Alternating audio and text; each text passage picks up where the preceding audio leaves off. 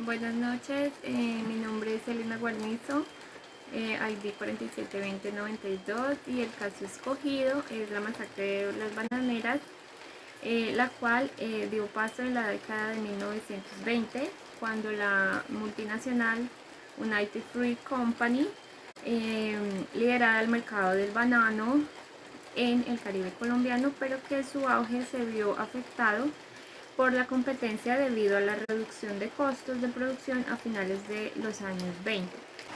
Tal vez no exista en la historia del país un hecho tan doloroso como lo ocurrido en la noche entre el 5 y 6 de diciembre de 1928 en Ciénaga Magdalena, cuando el presidente de Colombia en aquel entonces, Miguel Abadía Méndez, ordenó asesinar a 1.800 trabajadores que estaban en huelga.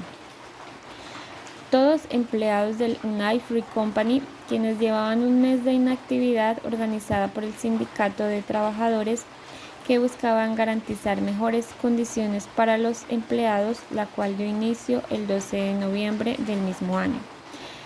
Tras organizarse los trabajadores, definieron unas precisas peticiones, las cuales buscaron sentarse a dialogar con la United Fruit Company, quienes le presentaron estas peticiones, las cuales eran la abolición del sistema de contratistas, teniendo en cuenta que estaban contratados de manera indirecta, se les descontaban los aportes a salud, pero no adquirían tal derecho. El aumento general de los salarios, teniendo en cuenta también que pues después de que la compañía ya no fue tan competitiva en el mercado, pues se les redujeron los salarios, el descanso dominical remunerado, la indemnización por accidente y la construcción de viviendas decorosas para los obreros, teniendo en cuenta que vivían en las mismas zonas y no tenían viviendas dignas. Estas sencillas exigencias fueron rechazadas por las directivas de la empresa, las cuales se negaron a sentarse a dialogar con los dirigentes obreros, a los cuales desconocieron. La compañía consideraba las demandas de los trabajadores como una amenaza a su operación en Colombia. Si los trabajadores las imponían, la compañía tendría que aumentar los salarios y el precio de compra a los cultivadores colombianos. Por lo tanto, se negaron a negociar. La compañía argumentó que la huelga no podía ser vista por un paro legítimo de trabajo, sino como una rebelión contra la autoridad establecida, fomentada por agitadores extraños al conflicto. Tras varias protestas por parte de los trabajadores y de continuas detenciones que realizaba el ejército, el gobierno y sobre todo la multinacional presionaron para que la huelga fuera finalizada a toda costa. Incluso enviaron soldados de otras partes argumentando que los de la región tenían relaciones familiares o fraternales con la gente.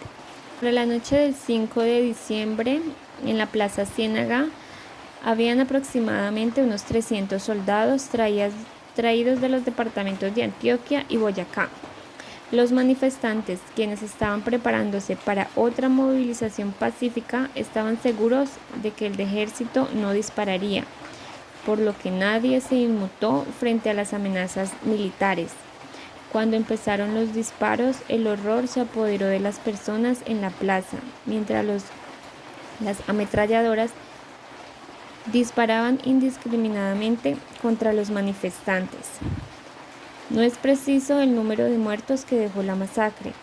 Después del 6 de diciembre continuaron los días de terror a manos del ejército colombiano. Según el general Cortés Vargas, quien estuvo a cargo, solo hubieron 9 muertos. El embajador norteamericano de la época admitió que la cifra podía llegar a 1.000 personas asesinadas. El dirigente sindical aseguró que la cifra ascendía a 5.000 muertos. Varios historiadores coinciden en que la causa para que se tenga claridad en la cifra radica en el control de la información que hicieron los militares.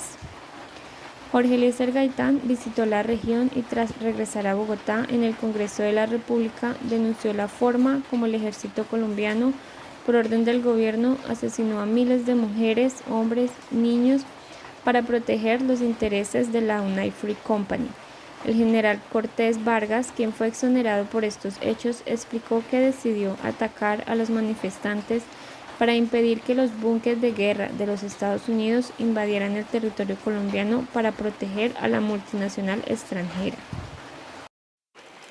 Los principales actores de este suceso están representados por la clase obrera, conformada por todos los trabajadores de la United Fruit Company, los comerciantes representados por la multinacional y el gobierno colombiano.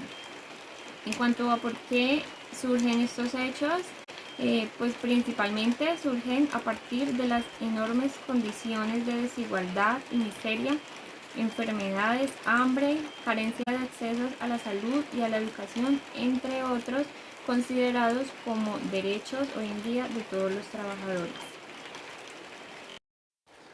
En cuanto a la situación del desplazamiento forzado, en este caso afecta de manera significativa la vida de la población trabajadora, además de vulnerar sus derechos, dado que fue un acto genocida ante quienes defendían sus derechos. En cuanto al tema de reflexionar, debemos de resaltar en este caso la solución de problemas, la solución de conflictos, la mediación entre el Estado y lo ocurrido en ese entonces aún sigue sumido en el recuerdo, pero las proyecciones históricas ahora son más claras, de que el gobierno dio una respuesta brutal ante unos trabajadores que imaginaban protección de sus derechos laborales. De no ser por el poder de la imaginación, el sacrificio de los obreros bananeros hubiera quedado en el olvido. Actores como las denuncias de Jorge Eliezer Gaitán en el Parlamento, piezas magistrales literarias de Álvaro Cepeda Zamudio en La Casa Grande y de Gabriel García Márquez en 100 años de soledad.